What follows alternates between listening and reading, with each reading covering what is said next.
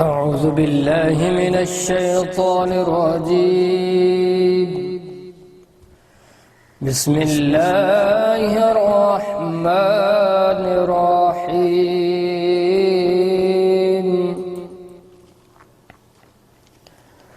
والفجر وليال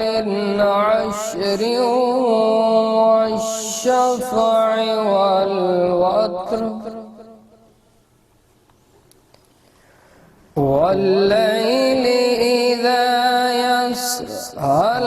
في ذلك قسم لذي حجر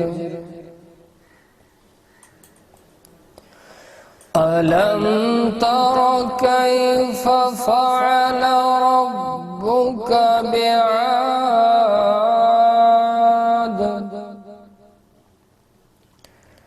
إرم ذات العماد التي لم يخلق مثلها في البلاد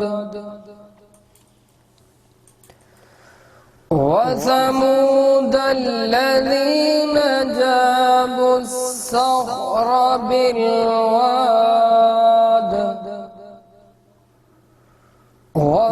وفرعون ذي الأوتاد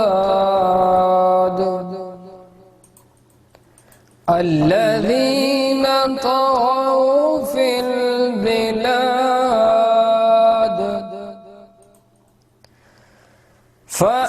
فأكثروا فيها الفساد فصب عليهم ربك سوط عذاب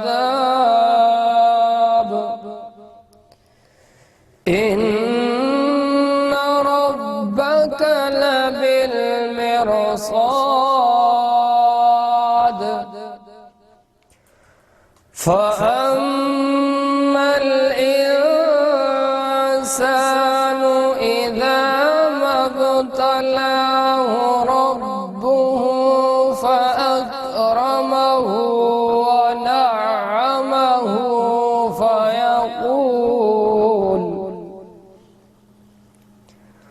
فأكرمه ونعمه فيقول ربي أكرمن وأما إذا ما ابتلاه فقدر عليه رزقه فيقول ربي أهانن كلا بل لا تكرمون اليتيم ولا تحاضون على طعام المسكين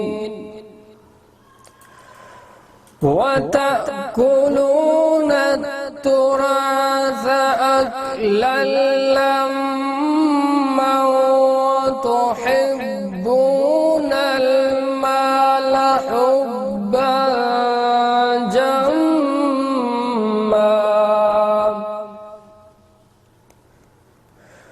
كلا إذا دكت الأرض دكا كلا إذا دكت الأرض دكا دكا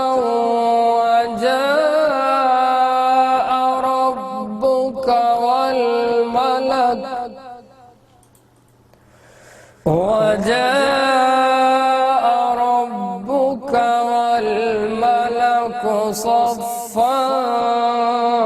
صفا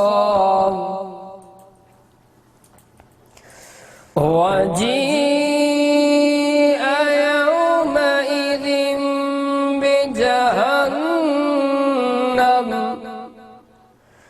يومئذ يذكر الإنسان وأنى له الذكرى يقول يا ليتني قدمت لحياتي فيومئذ لا يعذب عذابه أحد ولا يوثق وثاقه أحد يا أيتها النفس المطمئنة ارجعي إلى ربك راضية مرضية فادخلي في عبادي وادخلي